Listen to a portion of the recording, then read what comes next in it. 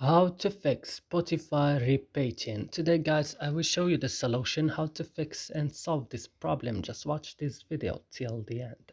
So let's start. So first now you have to go and open the settings of your phone. Then you have to go directly to apps or applications. Here as you can see, we found all the applications that you have on your phone. You will search just for Spotify. When you found Spotify, just open it like this and then go to storage option. Then go to clear data, click OK and go back and click on force stop and click OK.